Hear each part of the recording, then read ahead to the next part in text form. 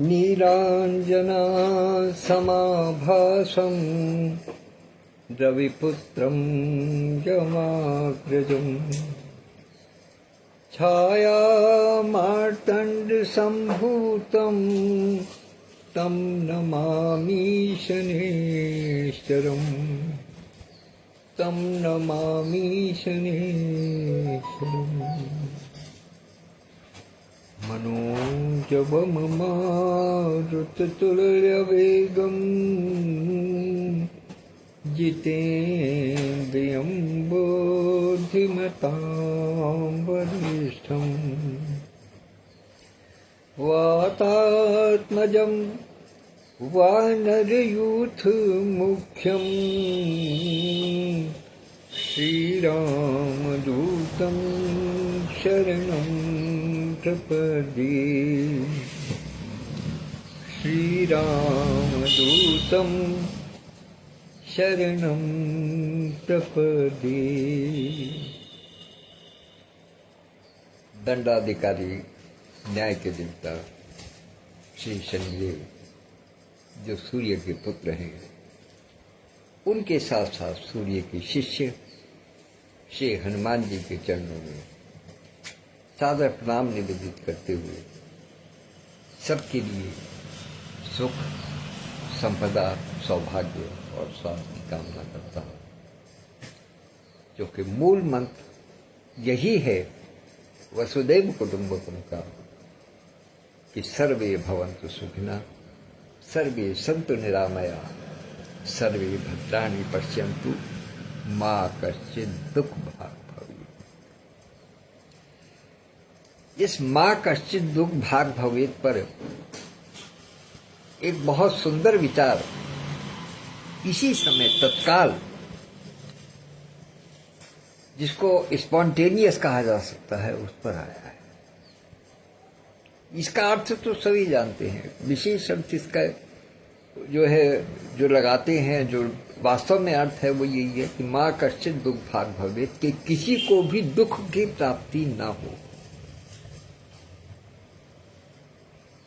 लेकिन इसको अभी हम एक दूसरे रूप में भी देख सकते हैं, क्योंकि आजकल जो सामाजिक व्यवस्थाएं जिस प्रकार की बन रही हैं, जिस प्रकार से लोग बाग एक दूसरे को कष्ट दे रहे हैं,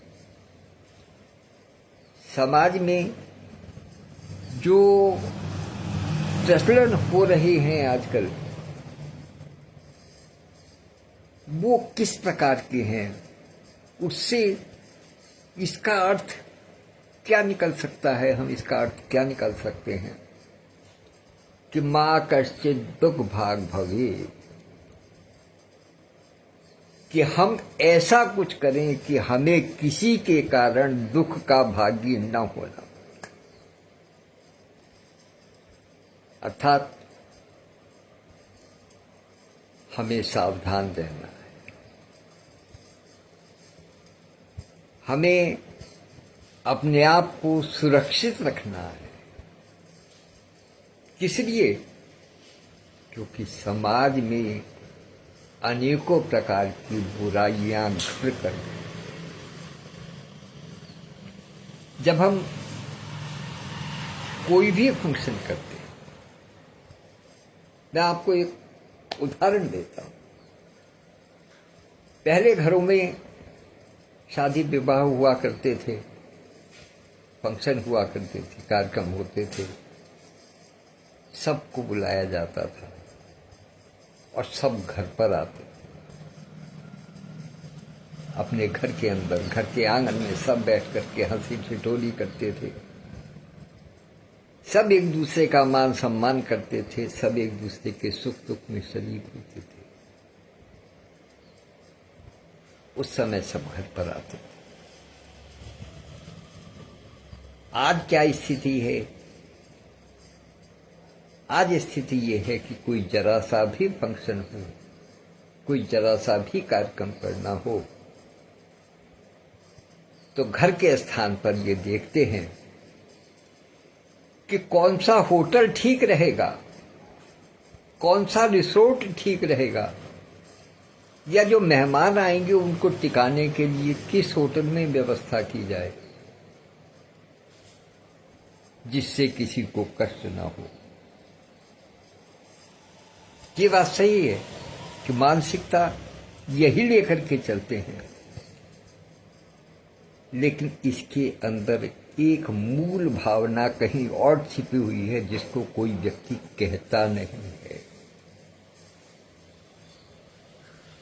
क्योंकि अब किसी को भी, चाहे कोई कितना भी अपना हो, अपने घर के अंदर प्रवेश कराने में दिक्कत होने लगी है। एक भय बना रहता है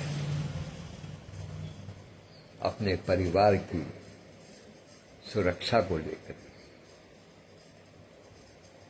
कोई जरूरी नहीं है कि इस बात को कहा जाए, कहता भी कोई नहीं है, किंतु ये परिवर्तन आया है। और ये परिवर्तन समाज ने स्वयं पैदा किया है, घर के कार्यक्रमों से उठ करके रिसोर्ट के कार्यक्रमों तक पहुंचते पहुंचते। हो सकता है बहुत से लोग इस बात को न मेरी स्वीकार करें, किंतु समाज में जिस प्रकार का वातावरण निर्मित हो रहा है, किसी को दोष नहीं देते हैं, लेकिन वातावरण ऐसा बन गया है कि अब किसी पर भी विश्वास नहीं किया जा सकता। किसी रिश्ते पर विश्वास नहीं किया जा सकता, किसी परिजन पर विश्वास नहीं किया जा सकता, किसी पर भी विश्वास कर पाना अब बहुत कठिन है। इसलिए जब तक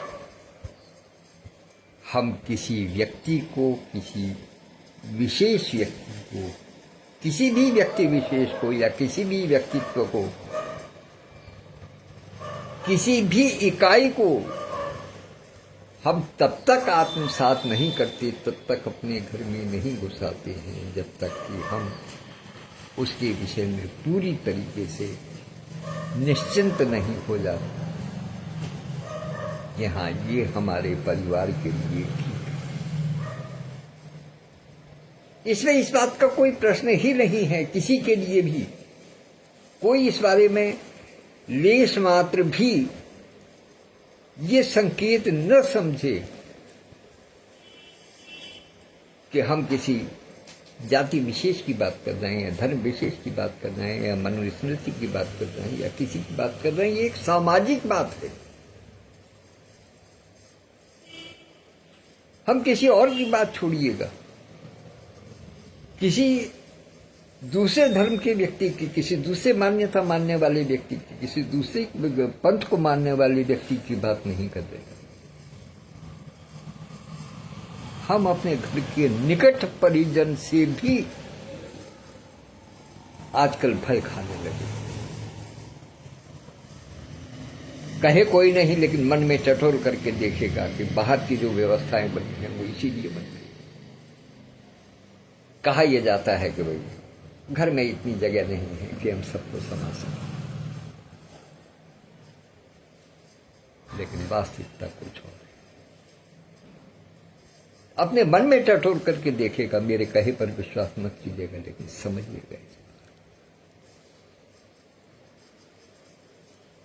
इसलिए यदि किसी के मन में किसी प्रकार का कोई ये विचार बन रहा है कि हम कहीं दीवार खड़ी करना चाह रहे हैं, तो वो अपने आप में उचित नहीं। हमारे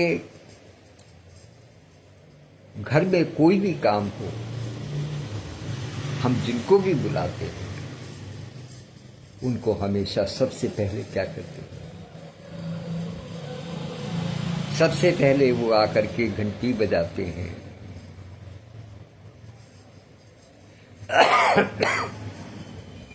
उसके बाद में उनको जलपान कराएंगे, बैठक में बैठा करके, ड्राइंग रूम में बैठा करके।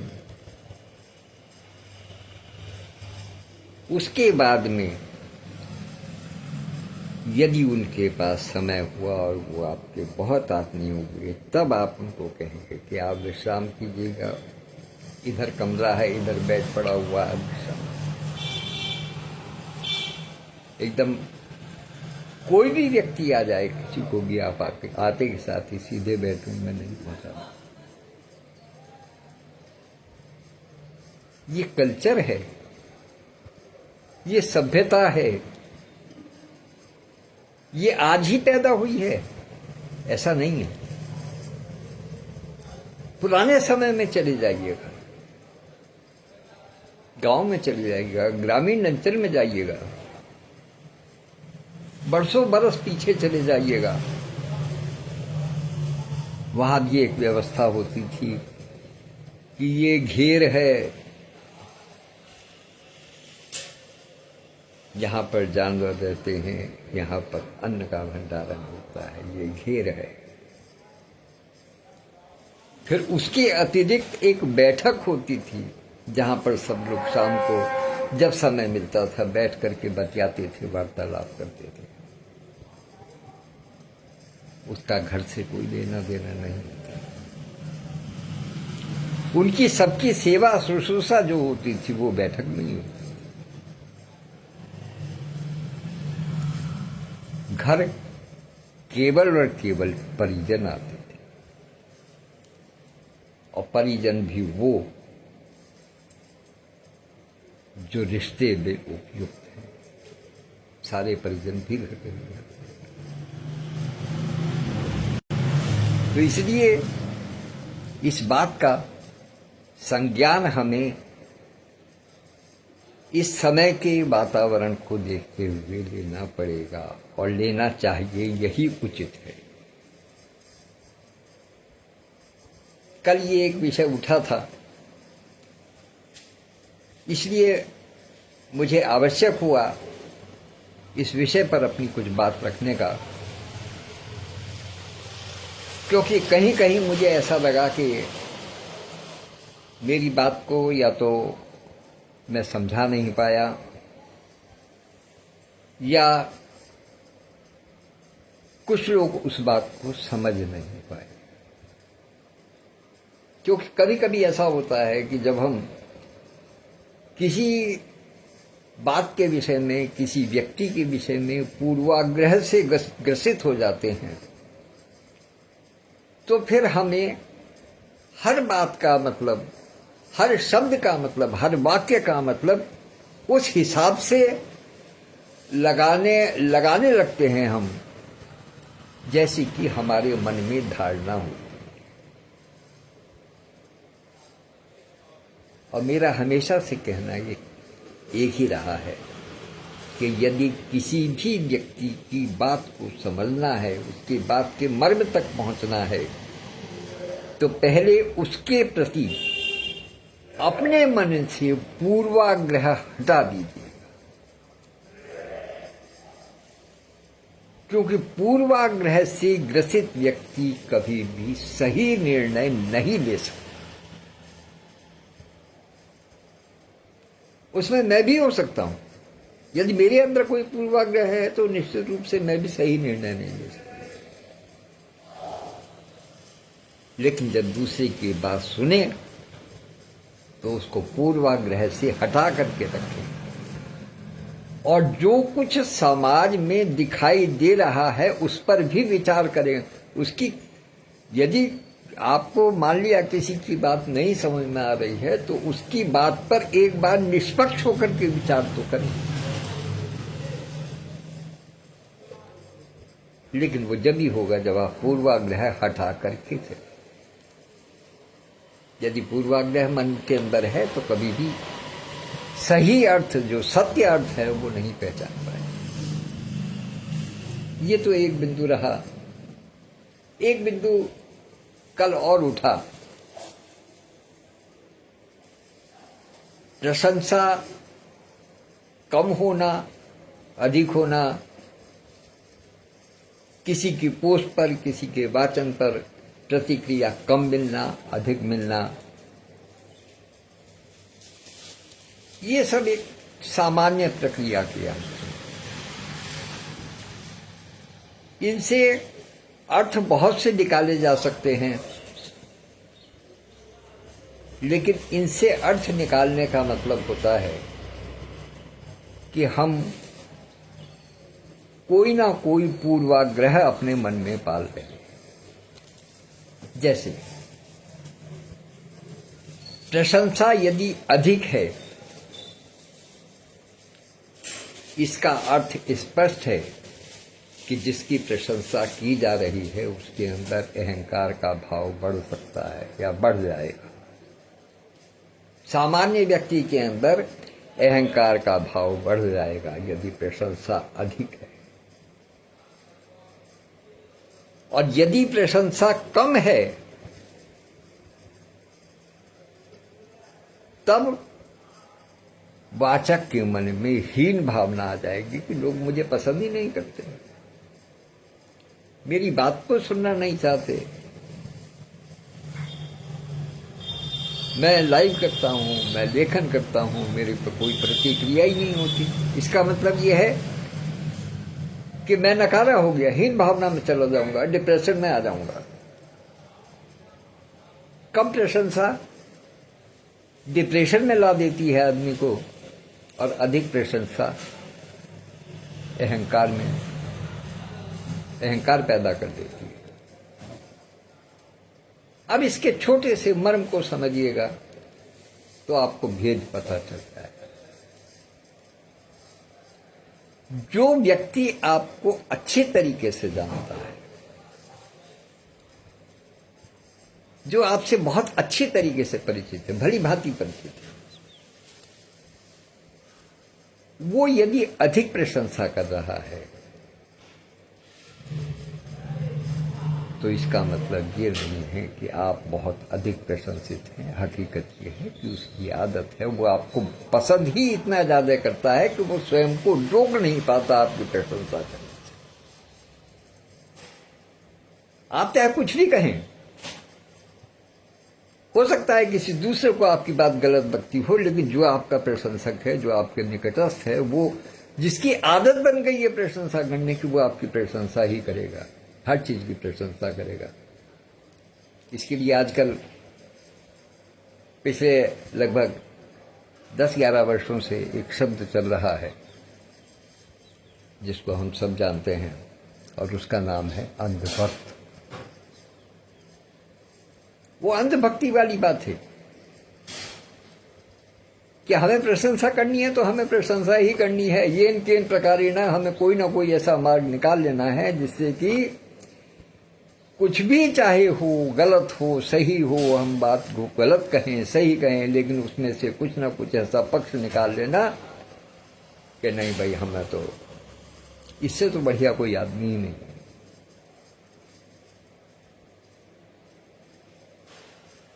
तो इसलिए ऐसे अंधभक्त बनवाने से, ऐसे अंधभक्त रखने से कोई लाभ नहीं है जिसमें आपको वास्तविकता का ही ना पता चल सके।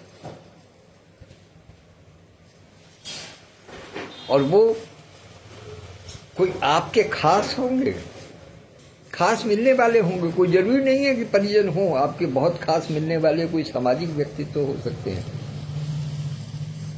हो सकता है उनमें से कुछ ऐसे हों जिनसे कि जो कि आपसे कुछ काम निकलवाना चाहते हों, इसलिए आपकी प्रशंसा कर रहे हैं, आपको प्रसन्न करना चाहते हों, इसलिए कुछ कर रहे हैं।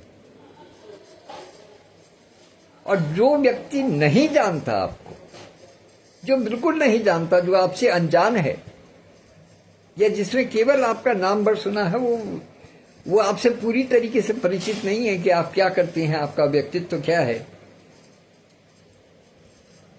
वो यदि प्रशंसा करता है तो ये मान लेना चाहिए कि आपकी जो प्रस्तुति थी वो समाज में कहीं वैचारिक उद्वेलन पैदा करने में सक्षम है, आपकी वैचारिकता को फैलाने में, प्रचार प्रसार में सक्षम है, ये मान लेना चाहिए। यदि कोई बिल्कुल अपरिचित व्यक्ति आपकी किसी बात पर प्रशंसा करता है, अपरिचित व्यक्ति एकदम अति प्रशंसा में नहीं आता, वो सीधे सीधे बस एक लाइन की प्रशंसा करता है, आपकी प्रस्तुति बहुत अच्छी है। उससे आपको संतोष मिलना चाहिए, ना कि ये मान लेना चाहिए कि वो आपके पीछे पीछे भागेगा और हम आपको उसके पीछे पीछे भागेंगे। और जो व्यक्ति अपरिचित है वो कोई आपकी प्रशंसा में या आपके विरोध में कुछ नहीं कह रहा, तो इसका मतलब ये नहीं है कि आपकी रचना में कोई कमी है, आपकी प्रस्तुति में कोई कमी है। अभी तो ये कहिए, ये मानिए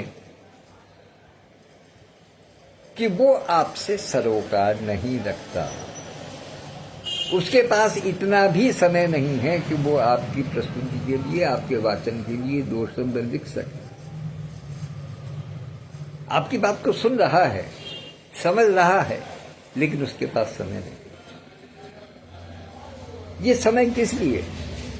ये वाचन ऑनलाइन के जो प्रोग्राम होते हैं किस लिए होते हैं? इसीलिए तो होते हैं कि यहां पर केवल एक व्यक्ति बंधा हुआ होता है जो कि वाचन करता होता है। बाकी सब मोबाइल को खोल करके एक जगह रख करके अपने घर के सारे काम करते रहते हैं और कान से सुनते रहते हैं, अपना काम करते रहते हैं। उनका जरूरी नहीं है कि वो हर समय मोबाइल की तरफ देखते रहें या मोबाइल पर कुछ ना कुछ लिखते रहें। इससे वहां प्रतिक्रिया आपको कम मिल सकती है, इसका मतलब ये नहीं है कि आपको सुनते नहीं हैं।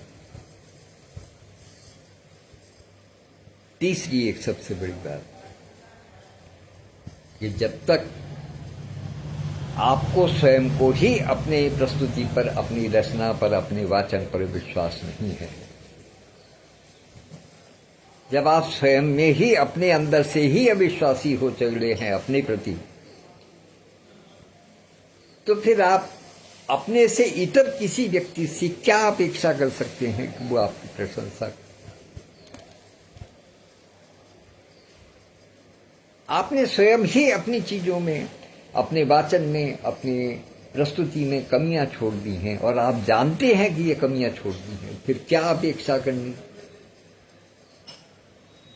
कि हमें कहीं से प्रशंसा मिलेगी, अच्छी प्रशंसा मिलेगी, क्यों नहीं मिल रही, कम हो रही है।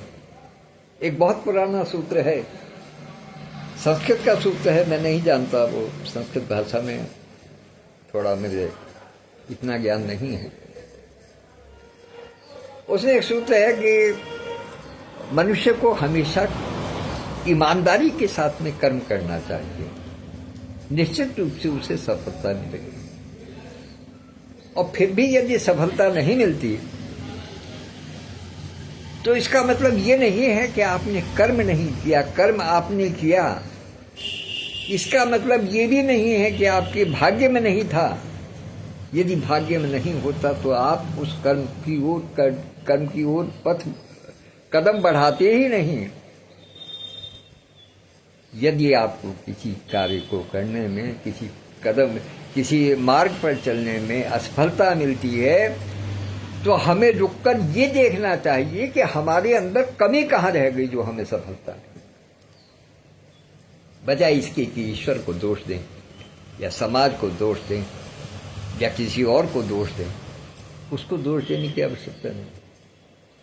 हमें स्वयं को ये परीक्षण करना पड़ेगा, पुनरीक्षण करना पड़ेगा कि हमारी प्रस्तुति में, हमारे कार्य में, हमारे कर्म में कहाँ कमी रह गई।